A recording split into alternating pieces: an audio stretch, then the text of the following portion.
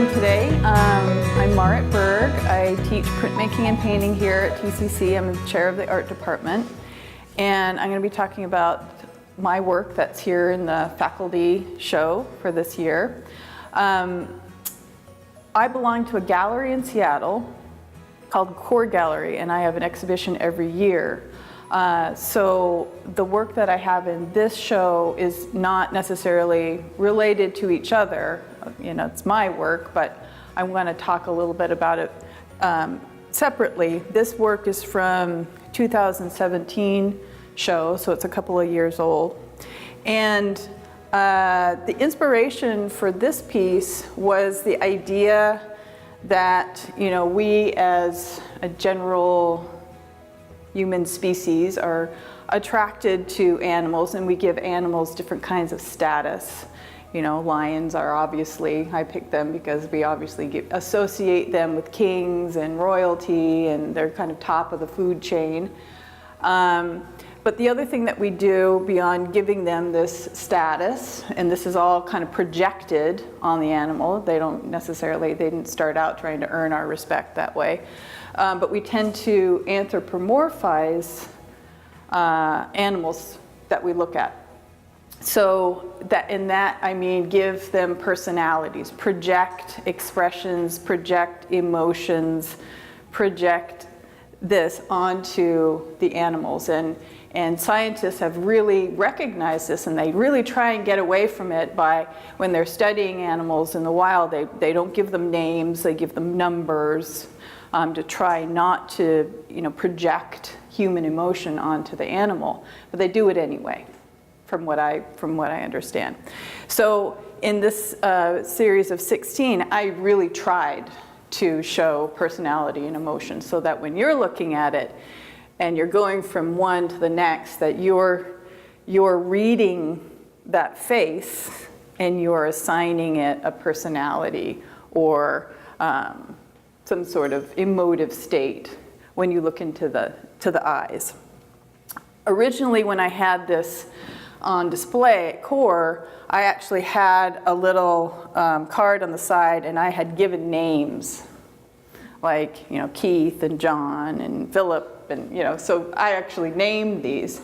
And I think that people in the exhibition at the opening, they had a really good time with that, because they started saying, oh, this looks like so and so, and then they would take their picture with that. And so I think I got my point across. The process was pretty lengthy. I tried not to spend more than 3 painting sessions on each one, and that would probably be for, maybe I'd paint for an hour and a half, maybe 2 hours, so that they weren't really overworked. I also had a lot to do. So by the end, I have to tell you, I knew exactly how to piece a lion face together pretty well, how the nose went, how the mouth went, how this part of the eye underneath is a kind of a trademark that you see in all of the lions. So it was interesting to me that I then became so familiar with that. So I decided on these 16 I must have had 50 different faces, and what I tried to do obviously is get variety so that when you're looking at this face, it's very different from perhaps looking at that face. And I also tried to get a variety of ages, so we have some lions that look a little bit more frazzled, and, you know, there's a few scars that we can see, some battle scars going on, and then there's a couple that are much more youthful, this one and this one down here, although there's a few battle scars there as well. So it's just, so that's kind of my idea behind it. That's my brother, by the way. So just, again, I really do invite you to, it is those are the things that I was thinking about, and it is kind of a little bit lighthearted, I think, and it's really there for you to enjoy. One more thing about it in terms of the process, to keep this unified, because it is, you know, very busy, I did try and keep the background color within a range of green to blue-green. So if you notice that, there's variety again, but it doesn't stray from that background color at all. So as painters, as artists, we're thinking about content, but we're also trying to make it cohesive and interesting to look at. I can't just, draw those straight out of my head. Again, I'm visually looking constantly and, looking at images on the internet and saving them in folders. I think it's changed a lot of artists' lives to have that access. If you need anything, you just can find an image of it. What I try and do, though, rather than just, use that source directly, I try and combine images so they're a little bit more my own, or I change them somehow so I'm not just directly copying. I do actually try and only source images from copyright-free places, and there's tons of places like that. So there's plenty of images out there that you don't really have to worry about using the image. But the fact that I'm translating it from a photograph to a painting, I'm already changing it a lot anyway. But that's where I get my images from, just files and files and files. So I'll talk about these next. The rabbits are from last year's show, and last year's show was all rabbits. But I don't have examples of the other kinds of paintings that I had, but they had different themes. This particular theme was interesting to me when I was thinking about rabbits. I've been working on these prints over here for a good 3 or 4 years, so I had kind of rabbits on the brain, and I'd been looking at a lot of images of rabbits, mostly hares though, wild rabbits. But these are obviously not found in the wild.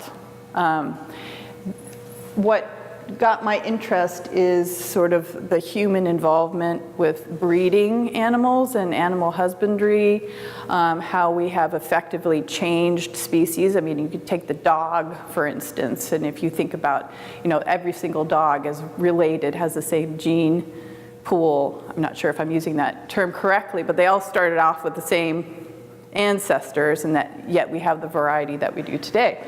So similar with rabbits, in that you have these show rabbits and you have this variety of rabbits and the imprint or influence that we have as a human species, again, have had on other animals, I find interesting. So the Angora, with a little bit of research, was in the wild originally. It supposedly originated in Turkey, and then was brought to France in the 1700s, where it was kept as a pet, and then evolved into, farming it for its fur. So we have, products made from the fur, and then as well as just being bred for show. So that way, you have extremes when you have show animals, and these would be some of the examples of the extremes of that particular breed. So again, this kind of human interaction with the result of other animal species is interesting to me. So in order to amplify that even more, I changed the scale. Obviously, these rabbits are this big. And I think as a painter, that gives me the opportunity to present it to you any way I want. And by amping up the scale that way, I think it makes people smile when they see it first, because they are kind of humorous. But it also kind of is a little bit unnerving too, to be confronted with, a fluffy, cute little bunny that's on a monster scale. When I was painting this one, my daughter wouldn't even come into the studio. She found it frightening and said, "Mom, why are you painting that? It's scary." I think she's kind of gotten over it now, but they do become sort of menacing, and it's interesting to me just by changing the scale that you can have that effect in a work of art. So the practical part of these are oil on canvas, and I'm interested in the texture of the paint, trying to mimic or replicate the fur, trying to get that texture. I painted this one first. It was kind of a struggle. I think I got it in some places. I didn't get it in other places. I did this one second, and I really kind of had a better feel for it by then. And some people have asked me what this is. And if you notice in this one is, you get a sense that it's sitting on a plane because of the shadow and the gradation in the color. But this one is the same value and color on the top as it is on the bottom, so that creates a very flat space. So by putting this in, it just creates space in the foreground. So it's just a device, really, since I wanted to keep that flat space there. So it's really nothing, just a piece of wood, I think. So yeah, that's my interest and motivation for painting those. I think I still have a few in me, but I've moved on to other subjects for my show in June.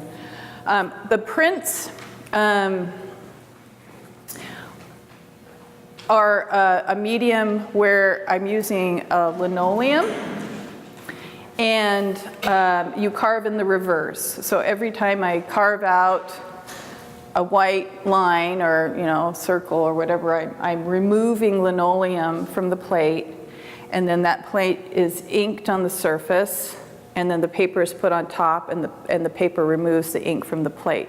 So the challenge in this medium is that you're starting with black, and then you're kind of bringing the light and the form out. So but you're working in reverse. So the more you carve out, the lighter it's going to be. The more you leave, the darker it's going to be. So it's a challenging medium, and it gives a particular look to the image, to the artwork, which I like. And you can work big, which I like too. These are really straightforward. They are rabbits in their natural environment. It's mostly about handling the medium of relief printmaking and trying to kind of put the rabbit within the environment in the same essence that they are camouflaged, and that's part of their survival. So it's not much deeper than that, just an observation of nature and kind of a celebration of that and an interest in the form. However, I think people make a lot of associations with rabbits, and we can't help but do that. And so I think any other kind of animal, if I had a possum or a raccoon, I think we were just reacting again to our own history and associations with that particular animal. But I'm not trying, I don't have any motivation in this case. It's just as they are in nature. And I have another show coming up at Core Gallery in June, which I'm frantically working on. I'll have more prints of a different subject. I'm not telling you, so you might have to come and see the show. And then a couple more paintings. So that's in June. Yeah. Is the new show, is it centered on fur? It is. Yes, there's fur and leather involved. Yes. Leather? As in tan hides? In a very familiar form, though. Any other questions about anything? Did you work these from pictures or just from? These, again, I really did try and combine a couple of different images, like just the way that maybe this head is turned, but the back, and then maybe the feet of something else. So I kind of created the pose myself. But this is a desert hare. These are young jackrabbits. This is a jackrabbit, and then an Arctic hare. So I'm trying to, span the gamut of hairs. But again, just, trying to create a new image rather than a copy, just one that's already out there. Okay, well, thanks, everyone. Another question? Yeah. I was just curious, because I'm really interested in the medium you're using here. Like, which one you did first, second, third, fourth, and first, like, you did. I have an additional 5. These are the most recent. So these are all 2018. This is 2017. And that's the last one that I did in the series before I've moved on to another animal. But I have 5 additional ones of rabbits. The progression you put on your Marit Berg art Facebook page, I think that's the one it is. My Instagram? Yeah, I think that's real nice to see the progression from the sketch into the start of the print, couple carvings of the plate, and then finally the finish. Was it 4 pieces? So yeah, my Instagram, Marit Berg art, is the new animal that I'm working with. But I did a sketch, and then I took pictures as it progressed. And it's interesting to do that for your own, you'd be able to look back on a work and see the progression, especially a painting. I don't often do it